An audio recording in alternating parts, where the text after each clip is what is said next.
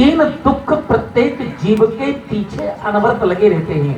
व्यक्ति कहीं चला जाए, चाहे शहर में चला जाए, चाहे गांव में रहे, चाहे बहुत बड़े पद का अधिकारी बन जाए, चाहे बहुत बड़ा धनवान हो जाए, लेकिन ये तीन दुख जीव के पीछे अनवरत लगे रहते हैं। कौन कौन? गोस्वामी जी कहते हैं देहिक देविक, या तो व्यक्ति देह से दुखी होगा, या तो बीमारी बन गई, या तो देवी आपदा से दुखी होगा। देवी आपदा होती है पुत्र नहीं है, परिवार नहीं है, अन्य प्रकार की आदि व्याधियां हैं। आदि कहते हैं मानसिक बीमारी को, और व्याधि कहते हैं शारीरिक बीमारी को, आदि व्याधि। देहिक देविक हाँ जी भौतिकता पा, देहिक देविक भौतिकता पर दैहिक देविक, भौतिकता पर देहिक देविक, भौतिकता पर दैहिक देविक। राम राज्य नहीं काहू ही व्यापार, राम राज्य नहीं काहू ही व्यापार, देहिक देविक भौतिकता दैहिक देविक। तीनों प्रकार के दुख। अब देखिए जरा अर्थ सुनिएगा। आगे आगे जीव जा रहा है दौड़ता हुआ, और पीछे पीछे भगवान शंकर का त्रिशूल है। व्यक्ति कहीं चला जाए, व्यक्ति कभी कभी ये सोचता है कि अगर यहाँ पर चले जाएंगे तो शायद हमारा दुख दूर हो जाए ना। कहीं चला जाए, वो जो भाग्य का भोग है, जो विधि का विधान है, उसको स्वीकार करना ही पड़ेगा। कितना बड़ा विज्ञ बन जाए, कितना बड़ा विद्वान बन जाए, और कितनी कथा सुन ले, लेकिन दुख नहीं छूटेगा। आचार्य वेदव्यास जी की पत्नी, जिनका नाम है सुवर्चा, मानव सरोवर में स्नान कर रही है, और इतने में उनका मुंह फैला, जमाई आई। तो वो तोता मारे भय के वेदव्यास की पत्नी के मुख में प्रवेश कर गया। भगवान शंकर जी ने कहा कि वेदव्यास, तुम्हारी पत्नी के घर में मेरा बहुत बड़ा शत्रु है। क्यों सरकार? इसने भगवान की कथा सुन लिया है। और एक बात और बताते चले, भगवान ब्रह्मा के पहले 5 मुख थे। 4 मुख से 4 वेद कहते थे, 5वें मुख से पुराण कहते थे। तो पुराण सुन सुन करके जितने भी जीव थे ये स्वर्ग जाने लगे। तो लोगों ने भगवान शंकर से, देवताओं ने शिकायत किया कि आपका कोई अर्थ नहीं रह जाएगा, क्या फायदा है आपको? जब भगवान ब्रह्मा के मुख से निकले भी पुराण को सुनकर के सब लोग स्वर्ग चले जाएंगे। तो शंकर जी के कान भरे, तो शंकर जी ने गुस्से में आकर के भगवान ब्रह्मा का माथा काटा। ये भी कथा है। और जिस समय घर में प्रवेश कर गए, भगवान शंकर जी ने कहा कि वेदव्यास, तुम्हारे घर में जो बहुत बड़ा शत्रु है मेरा, इसने मेरी कथा को सुन लिया है। कौन कथा है? अमर कथा। और ये सबको कथा सुनाएगा, और जितने लोग कथा के श्रोता बनेंगे ना, वो सब मुक्त हो जाएंगे। उन्होंने कहा कि नहीं सरकार, ऐसा नहीं होता।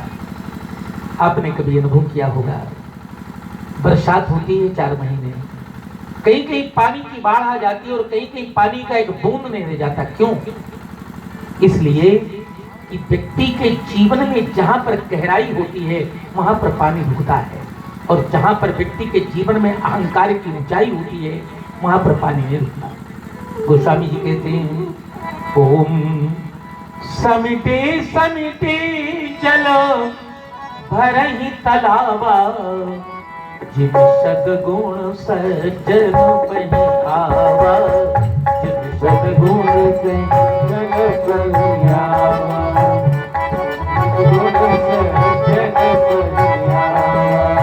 समिति समिति जलो भरहि तलावा, जिन सद्गुण सज्जन सज्जन पहिरावा। जिन सद्गुण सज्जन पहिरावा। व्यक्ति के जीवन में अहंकार की ऊंचाई होगी ना तो किसी का आशीर्वाद नहीं मिलेगा। कभी कभी लोग कहा करते हैं कि पंडित जी इनको आशीर्वाद दो को। आशीर्वाद कोई गाय भैंस थोड़ी है कि आशीर्वाद खोल के दे दो। एक बात हमारी सुन लेना है, आशीर्वाद कभी दिया नहीं जाता, आशीर्वाद लिया जाता है। आपके हृदय में जितना प्रेम होगा, जितनी श्रद्धा होगी, जितना भाव होगा, उतने प्रतिशत आपको आशीर्वाद मिलेगा। परमात्मा कहते हैं कि एक भी क्षण में, एक भी इंच मात्र में कभी कमजोरी नहीं करता। मेरे प्रति जितना तुम्हारा भाव है उतना भाव मेरा तुम्हारे प्रति होगा ही, कम ज्यादा नहीं होता। 12 वर्षों बालक गर्भ के भीतर रहा और ये कथा हम इसलिए सुना रहे हैं सुखदेव जी का जन्म कैसे हुआ। 12 वर्ष तक वो बालक गर्भ के भीतर बना रहा। उसने अमर कथा सुनी थी, तोते के रूप में था। बार बार पिताजी कहते हैं कि बेटे बाहर आ जाओ। उसने कहा कि नहीं पिताजी, मैं गर्भ के भीतर नहीं रहा। संसार की माया बड़ी विलक्षण है, मुझको परेशान करेगी। मैं तो बाहर, अरे हाँ मैं तो बाहर, पिताजी नहीं आऊंगो। गर्भ में रह के हरि गुण गाऊंगो। मैं तो बाहर, पिताजी नहीं आओगो। गर्भ में रह के हरि गुण गाओगो। मैं तो बाहर, अरे हाँ मैं तो बाहर, पिताजी नहीं आऊंगो। गर्भ में रह के हरि गुण गाऊंगो। मैं तो बाहर, अरे बाजी मैं तो बाहर, पिताजी नहीं आओगो। गर्भ में रह के हरि गुण गाओगो। चाहे सुख में रहूं चाहे दुख में रहूं, चाहे सुख में रहो चाहे दुख में रहो। चाहे नरकों में रह के जम जात ना सहूं, चाहे नरकों में रह के जम जात ना सहो। चाहे नरकों में रह के जम जात ना सहूं। मैं तो यहीं रह के, हाँ हाँ हाँ मैं तो यहीं रह के प्रभु गुण गाऊंगो। मैं तो बाहर, पिताजी नहीं आऊंगो। मैं तो बाहर, पिताजी नहीं आओगो। हरि गुण गाओगो।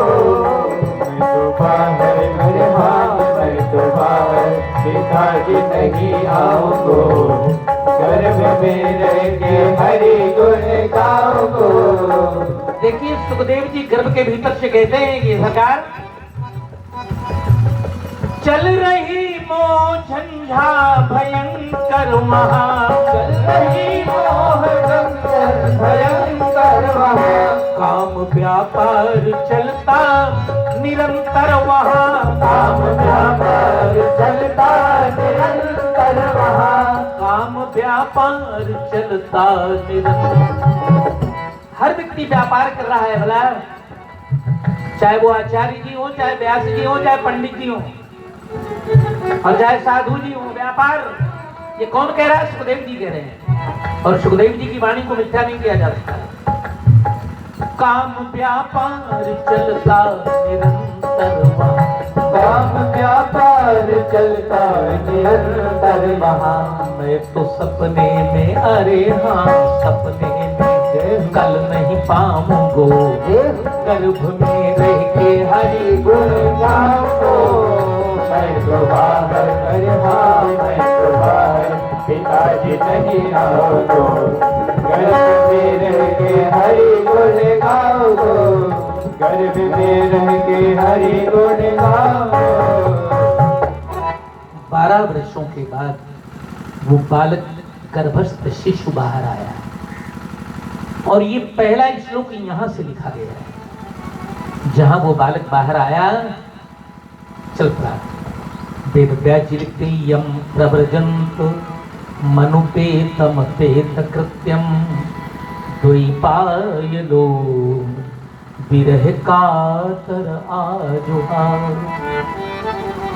यम माने जो, प्रव्रजंत